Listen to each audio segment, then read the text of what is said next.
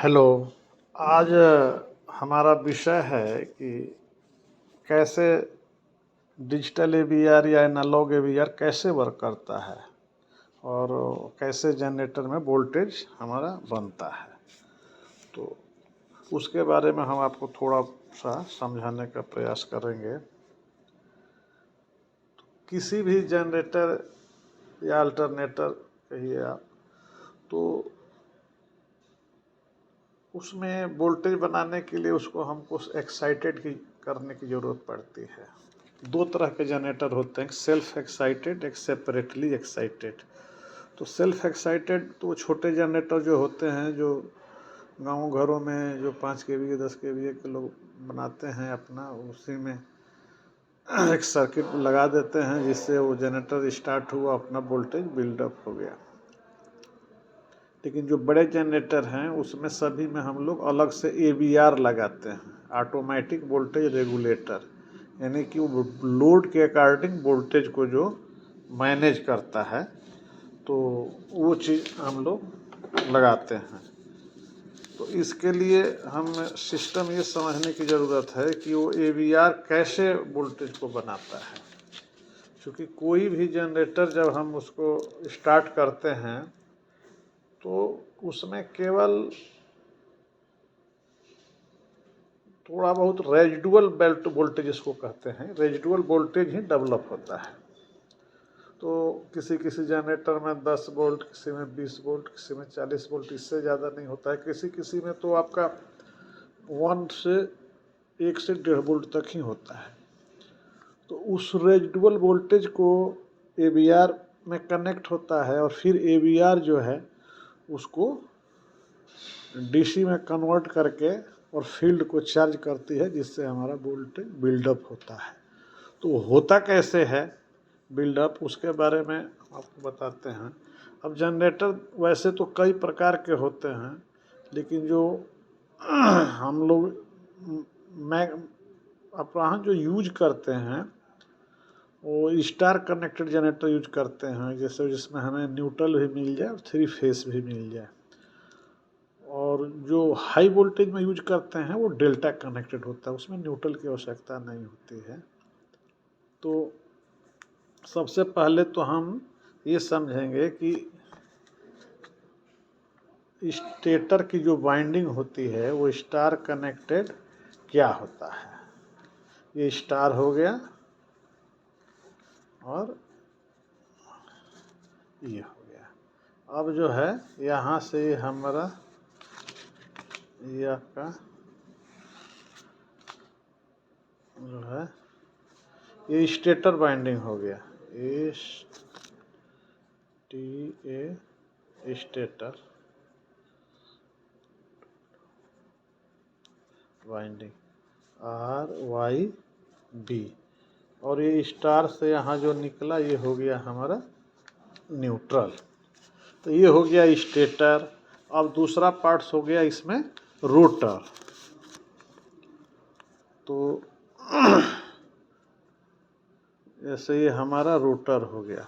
तो रोटर के अंदर क्या होते हैं, पोल्स होते हैं, और उसी पोल्स को हम जो है चार्ज करते हैं। जैसे मान लीजिए ये बाइंडिंग हो गया पोल, 4 पोल का मान लीजिए है, तो लास्ट का लास्ट से कनेक्ट कर देते हैं, फर्स्ट का फर्स्ट से, लास्ट का लास्ट से, और ये हमारा रोटर हो गया। अब तीसरा इसमें पार्ट हो गया एक्साइटर का। तो एक्साइटर में क्या होता है, एक्साइटर में एक हमारा फील्ड हो गया, फील्ड हो गया। इस फील्ड को ही हम एवीआर से कनेक्ट करते हैं।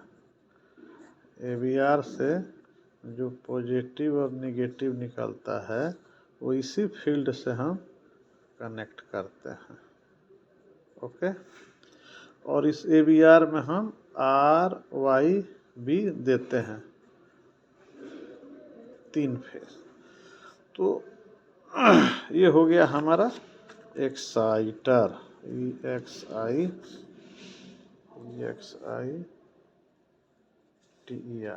अब एक्साइटर तो ये हो गया। अब इसको जो फील्ड को चार्ज करते हैं उसके लिए भी हमें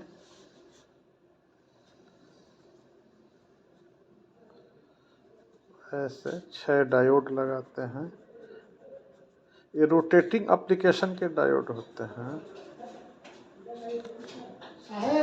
हाँ बोलिए। 2 मिनट में आ गए हम, चलिए 2 मिनट में। इसमें हम रोटेटिंग एप्लीकेशन के डायोड लगाते हैं। अब ये पॉजिटिव में जुड़ जाता है और ये निगेटिव में जुड़ जाता है। और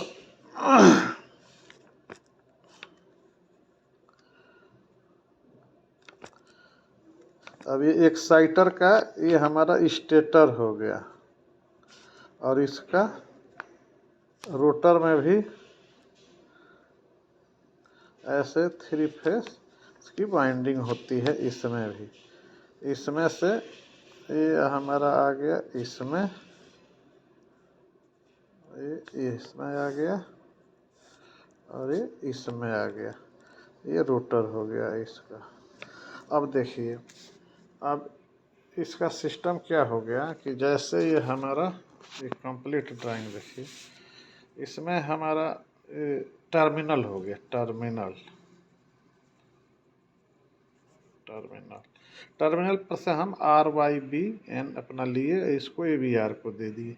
इसमें सेंसिंग सप्लाई बनेगी 2 वोल्ट 4 वोल्ट 10 वोल्ट जो भी बना वो यहाँ AVR पर आ गया और AVR से प्लस माइनस उस सेंसिंग वोल्टेज के अकॉर्डिंग यहाँ हुआ और उसने एक्साइटर के फील्ड को एक्साइट किया तो यहाँ पर वोल्टेज डिफरेंस बढ़ेगा और ये DC हमारा चला गया, रोटर को चार्ज किया तो ये चार्ज करके इसको ये 5-10 वोल्ट को धीरे धीरे 1 से 2 सेकेंड में ही इसको 420 जो भी हमारा AVR का सेट पॉइंट है उतना ये बना देगा।